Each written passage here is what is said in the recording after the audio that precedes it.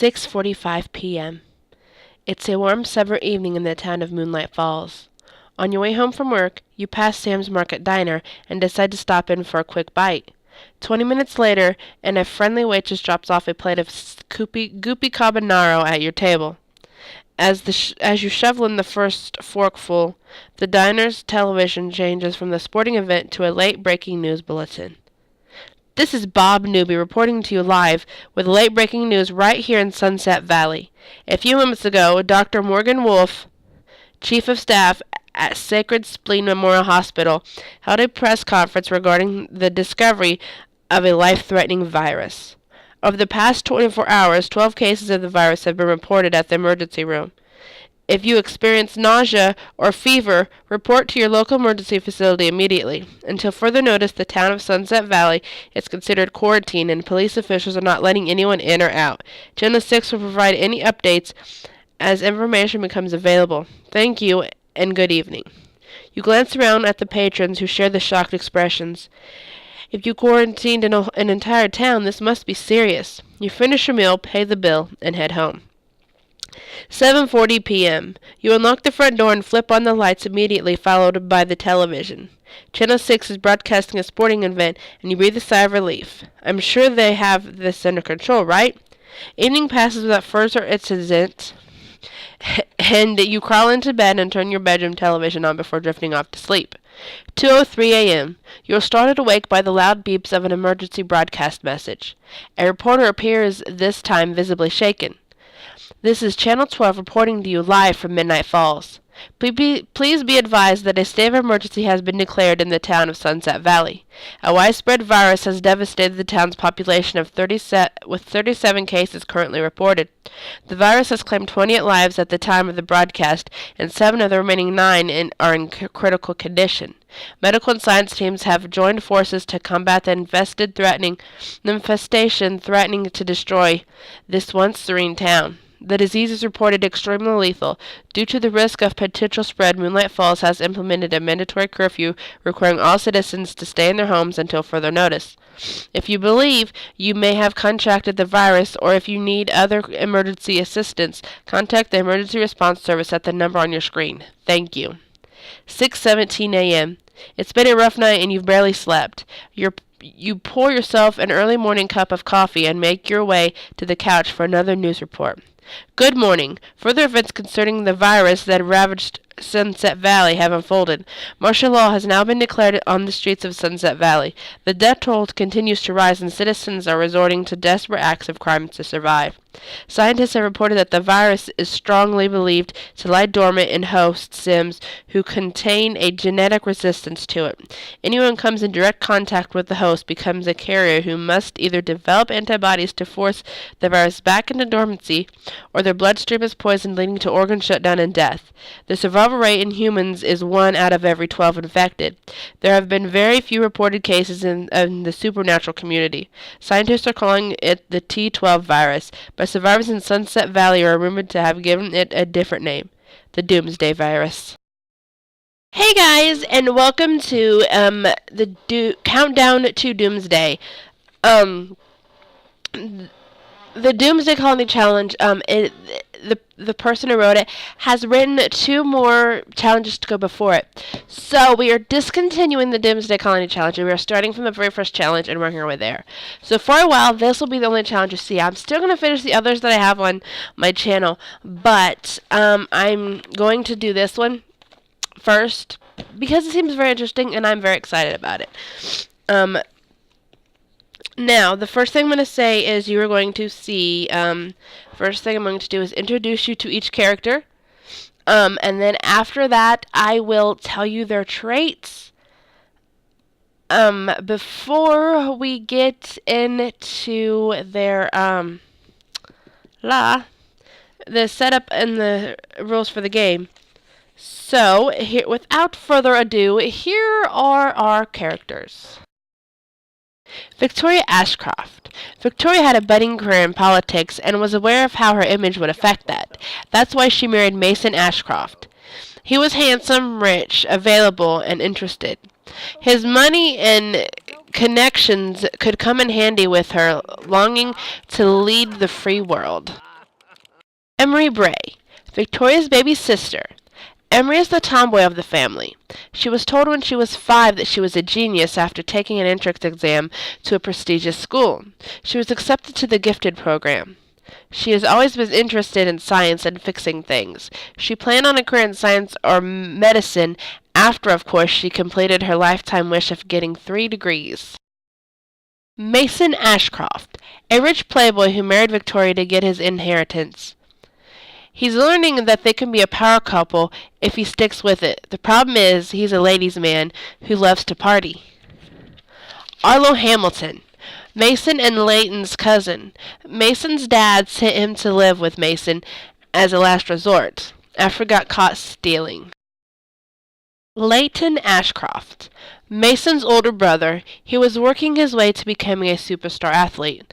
Unlike his brother, Mason wants a family, preferably with Emery, who seems more concerned with knowledge than romance.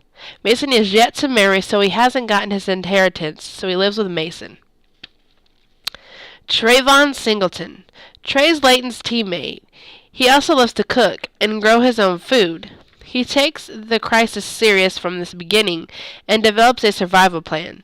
Trayvon developed a fear of water when he was 9 and he was almost drowned. Okay, and real quick, before we get into the setup and the rules, I am going to tell you what each character's traits are. We're not going to go over the lifetime wishes because they're irrelevant. But we're going to go over what each character's lifetime wish is. I had planned to do a video. I ran out of time. I decided I wanted to do it at the last minute. And then I had this recorded last night, and I had Emery, Victoria, Mason, who was originally Trayvon, and Leighton, who was Jack. But I decided to restart it because I wasn't happy with them, and I just felt like they were missing some characters. So we're going to go over their traits, and then I'm going to get right into the setup real quick, and then I'm going to get this ready to put online because I have to put it up tonight before I go to bed. And then while that's doing that, I'm going to record the first 2 videos. So first things first, I'm going to tell you what each character's traits are. Victoria Ashcroft, ambitious, diva, workaholic, perfectionist, and schmoozer. Emery Ashcroft is a bookworm. She's a genius. She's eco-friendly, disciplined, and handy. Mason Ashcroft is eccentric, flirty, a snob, party animal, and inappropriate. Leighton Ashcroft is athletic, brooding, vehicle enthusiast, family-oriented, and great kisser. Trayvon Singleton is brave, green thumb, hopeless romantic, hydrophobic, and natural cook. And Arlo, yeah, look, because Arlo doesn't have all this, because I said Arlo was going to be a teenager, is daredevil, kleptomaniac, mooch, and unlucky. Eventually, I would like for him to have the angler trait. I don't know if that's going to happen, because I'm assuming he's probably not going to grow up well. Okay, now we're going to go over the quick setup. There's not going to be much because I can't, in order to do the challenge the correct way, I'm not going to look forward at the days. It starts with day 60, it goes to day 0. I do know it skips around. I don't know what each one says. I know what the first one says and the second one because I recorded it last night. Aside from that, I do not know. So we are going to get in real quick to the setup. I can't speak. There is very little initial setup for this challenge. The setup unfolds as different events take place. You may start in any town except Sunset Valley. This challenge takes place after Supernatural, so no towns beyond that point are included. That means no traveling to the future. So any expansion pack that was released after Supernatural, you can't go to because this is not taking place when they were released. When those events took place, I guess, is how I understand that. So we decided to go to Midnight Falls. That's where we're at. Make at least 1 young adult sim. We have 5 young adult sims, and then we have a teenager. I think have very different personalities and are going to bring very different things to the to it. They all have very different thoughts about what's going on. So I think we're good. When building your household, traits cannot be repeated. If you give the first sim the genius trait, no one else can be assigned to that trait. If a child is born with a used trait assigned by the game, that's fine. So that is why Trayvon ended up at a hydrophobic. Because I didn't know what else to put him. For his character to fit, I thought would fit with his character. I wanted to make him athletic, but I couldn't because Layton was athletic. So you may start out in the home of any size or value. Just a friendly heads up, you won't be staying here long, so don't invest a lot of time. This is just a house that came with, and I'll do this real quick so you can see it.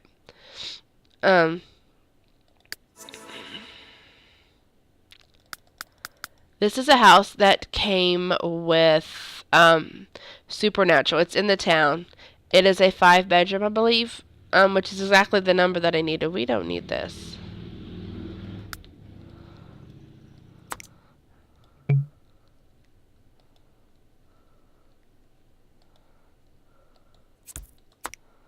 I can't put it in there. That's stupid.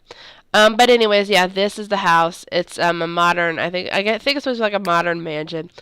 Mason is rich, obviously. He married Victoria to get his inheritance, so he has quite a bit of money. He's a millionaire. He has all the money he could ever want. So yeah. So we did not spend a lot of time. We just moved him into a house. You can start with as much money as you want. How many challenges say that? So yeah, so he's a millionaire. I gave him the max money that the game would give him. So yeah, he's a millionaire because I wanted him to be this rich playboy who is faithful to Victoria, but he's also a lady man, and he's a ladies man, and he flirts with everybody, all the girls. He thinks he's hot stuff, and most girls agree because he's rich. He was raised to be, that's on my nerves. He was raised to not cheat, even though the marriage is kind of on both parts. At this point, a marriage of convenience. He had to be married to get his money, and she needed a husband who would fit into her world, and he fits into anything because he's a party animal. He gets along with people. He's a bit of a snob and a bit inappropriate.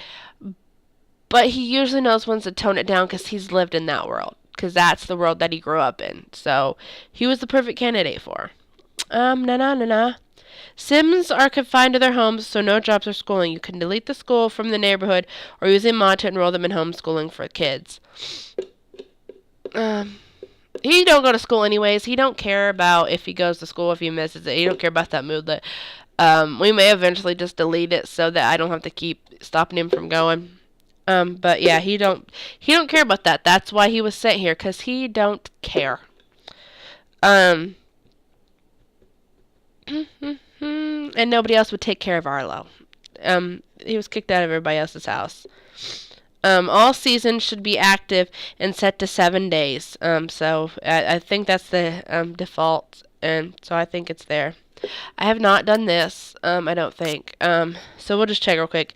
Aging should be on. Age span should be set to normal except for the following. Young adults 30 and adult 30. And that is, I think, right here. Yeah, so we've did that already. And, yeah, that's alright. Okay. The virus. You can use the vector mod from NRAAS if you would like.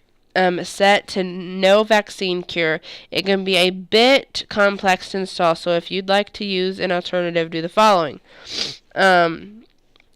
The only rolls you will have to do in this challenge are for contracting the virus. You can roll by using a real-life 20-sided die, a dice app, or a website like random.org. You only need to roll for the virus if the events for a particular day require it, or if your sim starts to feel ill. If you don't have seasons where the germy moodlet came from, then you must roll a virus check at any time your sim comes in contact with anyone outside of the house, so anytime they touch them. I have downloaded a dice app to my phone, which is actually really cool. I'll shut that down. I could change the color of the dice. I can put any I can make a many-sided dice as I want. I already have the 20-sided dice up there. But I can either touch it and... Why did you do that? Why didn't it do that? It won't... Okay, so I just shake my phone. Yes, yesterday I just touched it. Okay, so I just touched like the table and not the dice. Or I just shake it. And like when it hits the edges of the screen, I can feel it like there's really something there. So that's really cool. So yeah, that's what we'll be doing for that. So the way I understand this is that when they roll, it's if they're feeling sick or if they've been outside and touched another sim. That's the way I'm understanding that. That's how we're going to play. So, there you go. There is no antidote, so no going to the hospital to get a shot. Each countdown event will have a virus threshold. So, for example, if it says T12 threshold 5, and your sim has to make a roll of 5 or below, means the sim is infected. If the sim gets the virus, a second roll of 1 to 20 is required. The base score to beat is 12, meaning a 12 or below, and the sim dies from the virus. For every athletic skill subtract 1 from the requirement 12. Here's a scenario. It's day 55 and your sim starts feeling ill. The virus threshold is only at a 1 that day, so I do my roll of 1 to 20, and damn if it isn't a 1, and she contracts the T12 virus. Now I have it to roll again. Over the past 5 days, I've raised my athletic skill to 4. Since the base score to beat is 12, I subtract 4, making the new score an 8. I roll my dice to get a 9. My sim survives barely. So, basically, we want our athletic skill to be high. So that's what we're going to work on. We're going to work on some other stuff, too. But the main thing at first is getting our athletic skill all the way up so that there's less chance of them contracting the virus. Especially Emery, because she's my favorite and I love her. I just want y'all to know that I love her. Here is good news. Once a sim contracts the virus, fails the first roll, and recovers from it, passes the second roll, they are immune and not required to make any virus checks until a new strand comes out. So that's cool. And then we're on to the countdown. And it says the countdown takes place over a 60-day period and counts down to 0. Extra challenge. This is how we're doing it. If you want an extra challenge, don't read ahead of where you are right now in the countdown. If you do, try not to use your knowledge to prepare for something coming up. Imagine you are a sim armed only with the knowledge available at the time of what you do. I know day 60 and the next one that they have appears day 58. I know what they both say because I played to that point and then I stopped. Then I had to redo because how I'm going to release the videos to it to make sense to me, and I wrote it down somewhere. I have the whole thing figured out. I just have to figure out where so I can tell you guys what's going on, but I can't find it. It is here somewhere. That's for 2. Okay, so here's how we're going to be doing this. I'm going to release this in 12 parts. Each video that I release will be 5 days. 5 sim days is what I'll play through. If that seems like it's way too long, I'll probably divide those into half and they'll be 24. As of right now, I'm going to have some long videos.